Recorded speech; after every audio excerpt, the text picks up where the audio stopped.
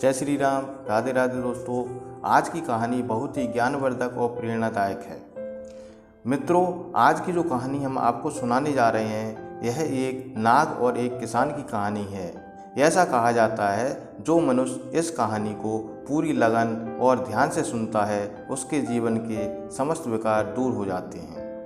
वो इंसान कभी भी गरीब नहीं रह सकता। सांप के बारे में तो आप सभी जानते होंगे।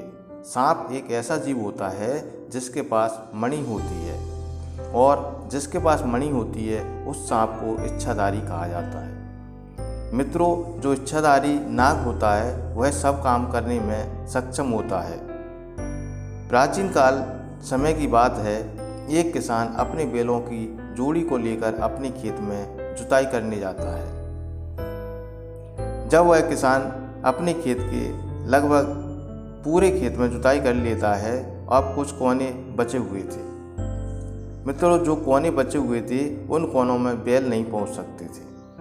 अब किसान ने जो कोने बचे हुए थे उन कोनों में गैंती लेकर के खोदता है। उन 3 कोने खोद लेता है। जब वह चौथा कोना खोदने के लिए जाता है तो उस कोने के पास एक बावी होती है।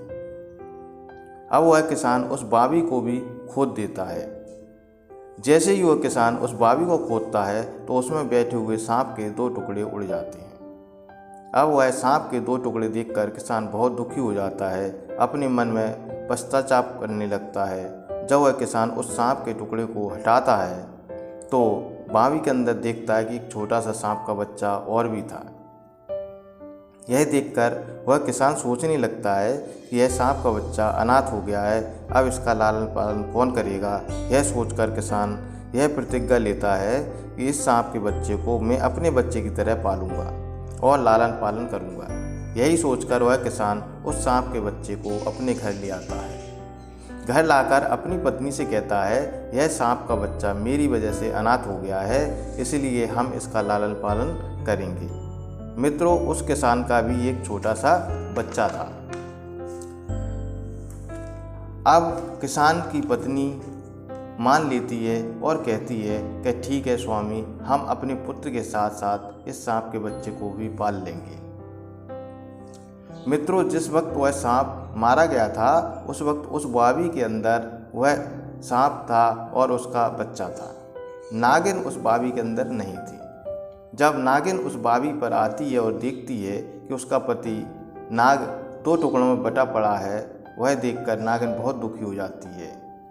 मित्रों, अब वह नागिन उस बावी के अंदर घुसती है और अपने पुत्र को ढूंढती है, लेकिन उसका पुत्र उसे नहीं मिलता। तब नागिन सोचती है कि जिसने मेरे पति को मारा है उसने ही मेरे पुत्र को भी मार दिया है, और यह सोचकर वह खूब रोती है, विलाप करती है। अब नागिन एक प्रतिज्ञा लेती है कि जिस किसी ने मेरे पति और पुत्र को मारा है मैं उसको मार दूंगी, उसका पूरा वंश खत्म कर दूंगी। मित्रों, अब वह नागिन इस तलाश में लग जाती है कि मेरे पति और पुत्र का हत्यारा कौन है। दूसरे दिन किसान बची हुई ज़मीन को खोदने लगता है।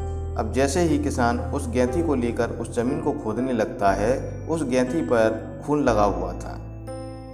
नागिन वहीं पास में बैठी हुई थी। वह गैंती पर लगे खून को देख लेती है और सोचती है कि यही वो किसान है जिसने मेरे पुत्र को और मेरे पति को मारा है। अब नागिन अपनी प्रतिज्ञा पूरी करने के लिए सोचती है कि अब मैं यह पता लगाऊंगी कि इसके घर में कितने लोग हैं, फिर मैं सबको मार दूंगी। मित्रों, अब जैसे ही वह किसान शाम को अपना काम खत्म करके अपने घर वापस जाता है, वह नागिन भी उस किसान के पीछे पीछे उसके घर आ जाती है। घर में आकर नागिन देखती है कि पालने में उस किसान का पुत्र सोया हुआ था। वह धीरे से उस पालने पर चढ़कर किसान के पुत्र को डस लेती है। जब वह नागिन घर से बाहर निकलती है तब किसान और किसान की पत्नी उस नागिन को देख लेते हैं।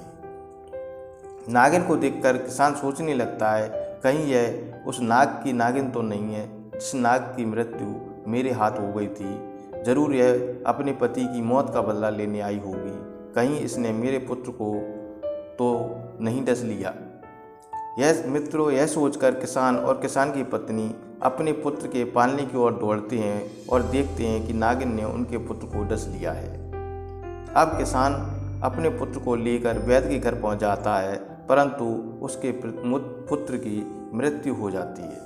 किसान और किसान की पत्नी बहुत रोती हैं, विलाप करते हैं। अब किसान सोचता है कि नागिन ने अपनी पति की मृत्यु का बदला मेरे पुत्र से ले लिया है।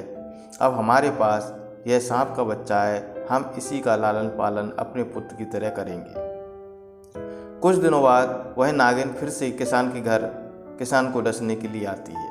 जब वह घर में प्रवेश करती है तो वह देखती है कि किसान और किसान की पत्नी एक सांप के बच्चे को दूध पिला रहे थे। उस बच्चे को देखते ही नागिन पहचान लेती है कि यह तो उसी का पुत्र है जिसे किसान और किसान की पत्नी दूध पिला रहे हैं। यह देखकर नागिन सोचने लगती है कि मैं तो किसान के पूरे परिवार को ख़त्म करना चाहती थी, लेकिन किसान तो मेरे पुत्र को अपने पुत्र के समान प्यार करता है। मैं तो यहाँ बदला लेने आई थी।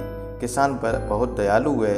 यह सोचकर वह नागिन घर से बाहर निकल जाती है और नाग के मृत शरीर के पास जाकर कहने लगती है कि स्वामी, ऐसा लगता है कि आपकी मृत्यु किसान से अनजाने में हुई है, किसी दुर्घटना के कारण हुई है और मैंने तो जानबूझकर उस किसान के पुत्र को मार दिया। इस बात का मुझे बहुत दुख है, मुझे आत्मग्लानि हो रही है।